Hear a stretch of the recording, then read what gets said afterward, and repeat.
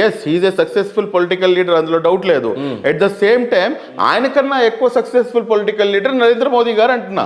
అంటే controversy care of address తప్పితే దాంట్లో ఆయన కూడాను ఆయనేమో హిందువులకి రిప్రజెంట్ చేస్తూ పాలిటిక్స్ చేస్తున్నారు, ఈయనేమో ముస్లిమ్స్ కి చేస్తున్న పాలిటిక్స్ కేవలం మీ కమ్యూనిటీని బేస్ చేసుకునే చేస్తున్నారనా? అందులో ఏమన్నా అనుమానం మీకేమైనా ఉంది? ఏ రకంగా? 100% కాదండి. AIMIM all India Majlis-e Ittehadul Muslimeen దాంట్లోనే ఉంది ముస్లిం పేరు. అంటే మీరు కేవలం ముస్లింల సంక్షేమం కోసమే మాట్లాడతారా? కానీ వాస్తవానికి అలా లేదే మీది. మరి ఆ పేరులోనే అక్కడ మీకు తేడా ఉంది. ఇప్పుడు మీరు పెట్టుకున్నటువంటి ఆర్గనైజేషన్ కూడా కేవలం ముస్లిం ని ప్రొటెక్ట్ చేసే విధంగానే మైనారిటీ ఉంది సార్. మైనారిటీ హక్కుల పరిరక్షణ సమితి.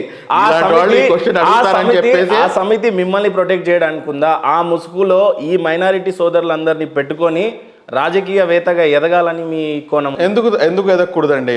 ఎందుకు ఎదగకూడదు? అప్పుడు మైనారిటీ ఎందుకు పెట్టుకోవాలి? ఆల్ ఇండియా అని ఏదో ఒకటి పెట్టుకోవచ్చు కదా. సెక్యులర్ అనే పదానికి ఆల్రెడీ మీరు ఉన్నారు కదా. మైనారిటీ హక్కుల పరిరక్షణ సమితి అనేది ఒక సంస్థ.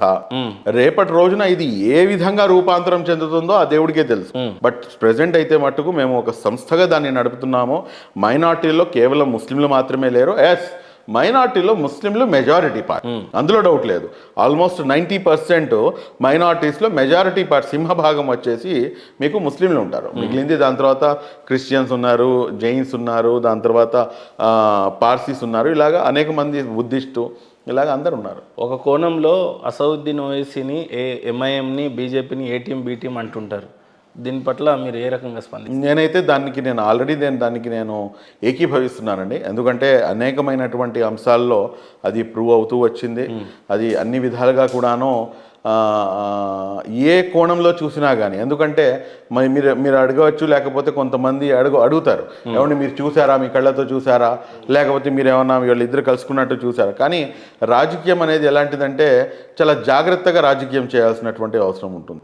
మీరు చేసేటటువంటి ఏదైతే మీ ఏమంటారు పనులు ఉంటాయో ఆ పనులను బట్టి అవతల వాడికి అర్థమైపోతుంది మీరు ఏ విధంగా మీరు వెళ్తున్నారు. ఇప్పుడు మీరు ఇందాక నన్ను అడిగారు, మీరు టీడీపీ వైపుకి మీరు మొగ్గు చూపిస్తున్నారంటే అందులో సందేహమేం లేదు. చూసే ప్రేక్షకులందరికీ కూడా అర్థమైపోతుంది.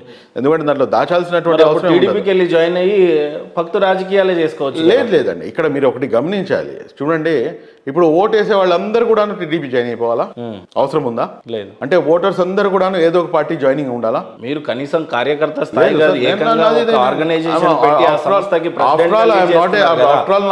మీకైతే ఖచ్చితంగా తేడా అయితే ఆఫ్టర్ ఆల్ నాకు ఒక ప్రైమరీ మెంబర్షిప్ కూడా లేదు ఏ పొలిటికల్ పార్టీలో.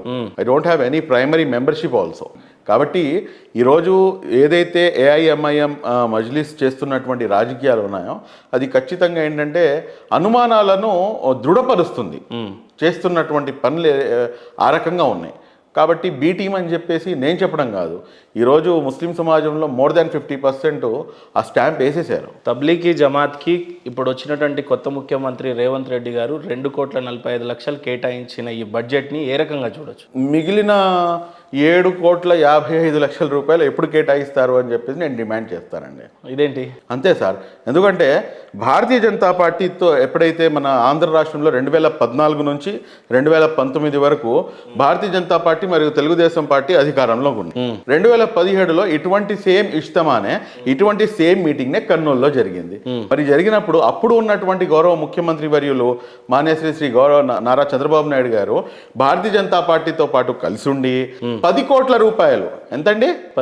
10 కోట్ల రూపాయలు స్పెషల్ ఫండ్ అనేది కేటాయించడం జరిగింది. అప్పుడు లెగని బీజేపీ నోళ్లు ఇప్పుడు ఎందుకు లెగుస్తున్నాయి అంటే మీరు సమర్థిస్తారు? 100% సమర్థిస్తాం. ఎందుకు సమర్థించకూడదు? చూడండి, ఒక్క నిమిషం. మీకు ఇక్కడ గమనించాల్సిన అంశం ఏంటంటే ఏదైతే పుష్కరాలు ఉన్నాయి, పుష్కరాలు అనేది వస్తాయి. ఆ పుష్కరాలు వచ్చినప్పుడు ఎందుకు అని చెప్పేసి అక్కడ ప్రత్యేక నిధులు అనేది కేటాయిస్తారు చెప్పండి. రెగ్యులర్గా వచ్చే ఫ్లోటింగ్ కన్నాను దానికన్నా 100 times ఎక్కువ, 1000 times ఎక్కువ జనాలు అక్కడికి వస్తారు, వెళ్తారు. కాబట్టి వారికి కావాల్సినటువంటి ఏదైతే మినిమం రిక్వైర్మెంట్స్ ఉంటాయో ఆ మినిమం రిక్వైర్మెంట్స్ని అక్కడ ఫుల్ఫిల్ చేయడానికి, రోడ్లు వేయడానికి కానీ, లేకపోతే వాటర్ కోసం కానీ, లేకపోతే ఎలక్ట్రిసిటీ కోసం కానీ, ఇటువంటి ఏదైతే మినిమం నీడ్స్ ఉంటాయో ఆ నీడ్స్ కోసం అని చెప్పేసి ఆ డబ్బులు కేటాయించడం జరుగుతుంది.